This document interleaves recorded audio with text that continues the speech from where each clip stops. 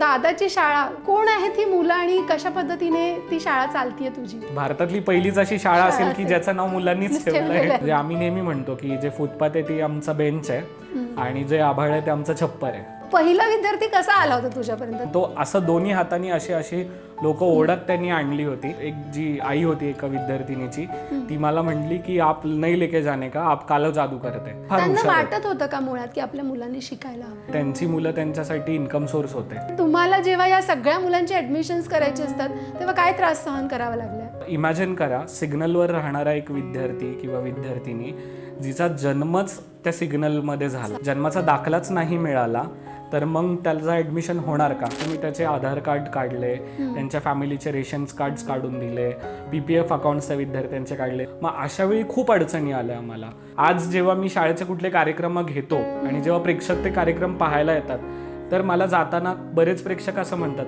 ही खरंच सिग्नलवर राहणारी मुलं आहेत का?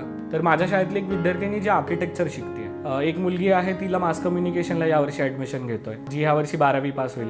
दुसरी आहे तिला फिजिओथेरपी करायची, तिची नीटची तयारी आम्ही करून घेतोय. आमच्या विद्यार्थ्यांनी राज्यसभा पाहिली, लोकसभा पाहिली, राष्ट्रपती भवन पाहिलं. प्रत्येकाच्या पगारामधला एक भाग शाळेसाठी आहे. माई आम्हाला नेहमी म्हणायची, लोकांचं दुःख समजून घे, तुला आनंद शोधायची गरजच पडणार नाही. तू त्या वस्त्यांना जवळून पाहतोयस, आणखीन तुला काय समस्या दिसतात तिथे? आईला असं तिच्या वेणीला धरून गोल गोल फिरवणारी लोक पाहिलेली आहेत मी वस्तीमध्ये. डिलेव्हरी झाल्यानंतर जी जन्मनाळ आहे, त्या दारूच्या जी बॉटल आहे ती काच तोडून त्या सासूने त्या दारूच्या बाटलीने ती कापली. हे मी माझ्या डोळ्यांनी पाहिलं. सेरोगेसीचा एक खूप प्रकार आहे वस्त्यांमध्ये. मी ज्या शाळांमध्ये शिकवतोय, ज्या वस्त्यांमध्ये शिकवतोय, त्या वस्त्यांमधल्या कित्येक महिला गायब झालेल्या आहेत ह्या सेरोगेसीच्या प्रकारानंतर. दुसरा सगळ्यात मोठा मुद्दा आहे की वस्त्यांमध्ये धर्मांतराचा मुद्दा सगळ्यात मोठा आहे.